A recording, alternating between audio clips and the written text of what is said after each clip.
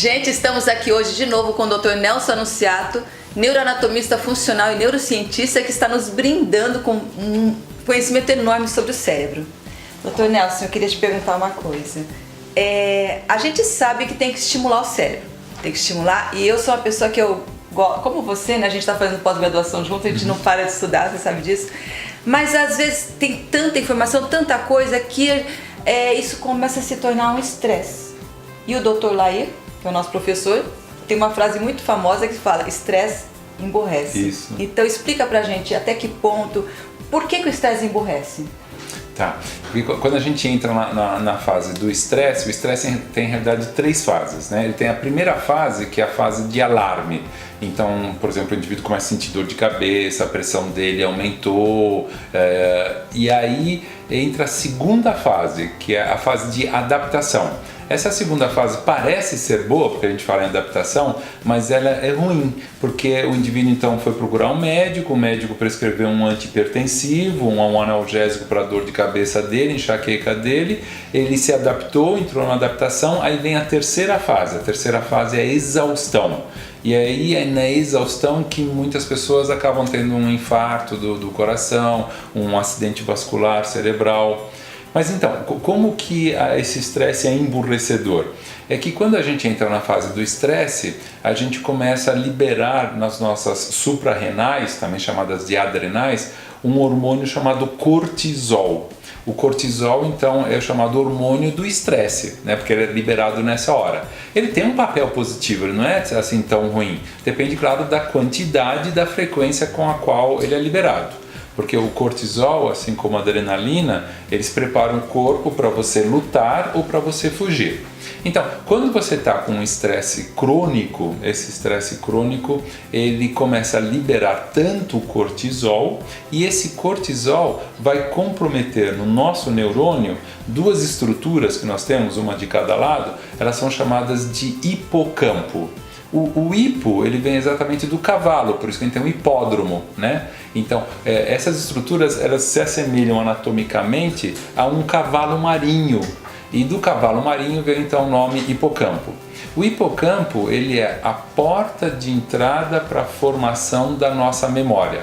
Não é onde está armazenada a memória, mas ele é a porta de entrada para a formação da nossa memória.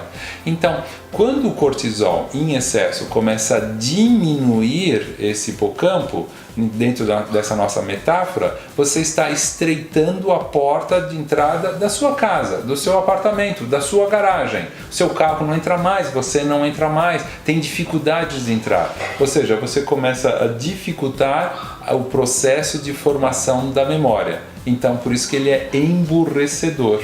Entendi. Tá? Quer dizer, então, o estresse libera o cortisol, da adrenal. Isso. O cortisol é necessário, importante, porque você tem que ter uma reação às diversas agressões que existem.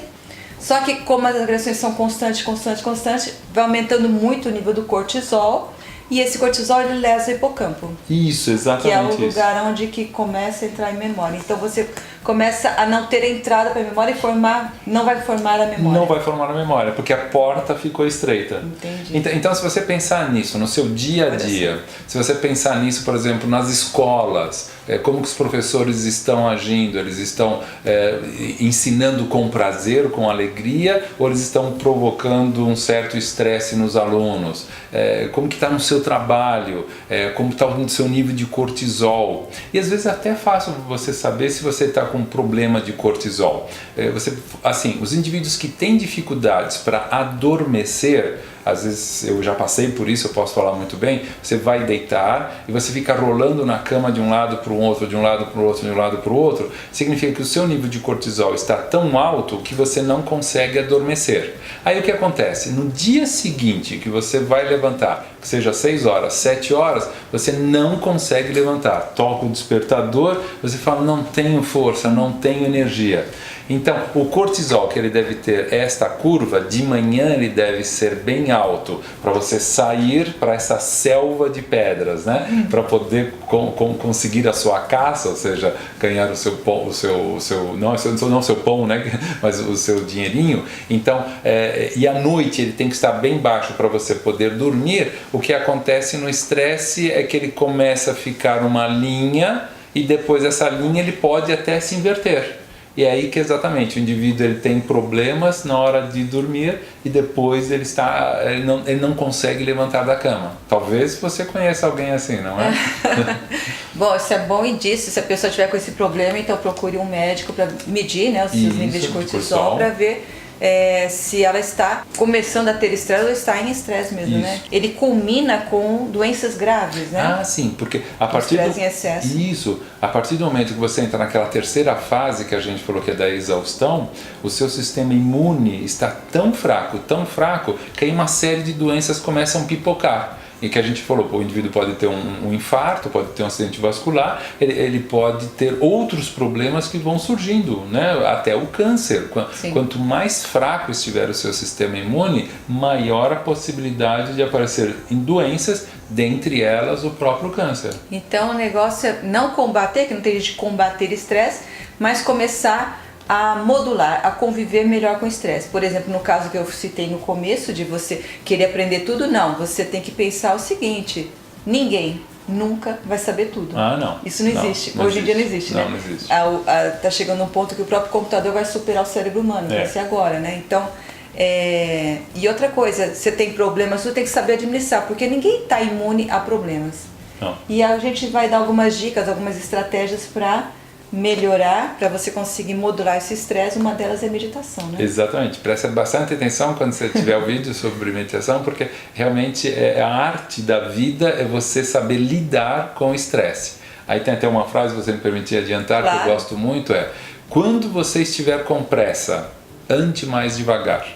Eu sei que parece um paradoxo, eu faço isso. Pense no trânsito, você está com pressa, você precisa chegar, você tem um horário na escola, vá mais devagar, respira fundo, aí depois você vai falar da meditação, você vai ver que já é um bom começo, uma boa ajuda. Olha aí, que legal, hein? Então fiquem ligados aí na próxima. Gente, estamos aqui hoje de novo com o Dr. Nelson Annunziato, neuroanatomista... Oxi, que deu branca. Casa pizza. Eu falei de pizza, já entrou glúten no meu cérebro.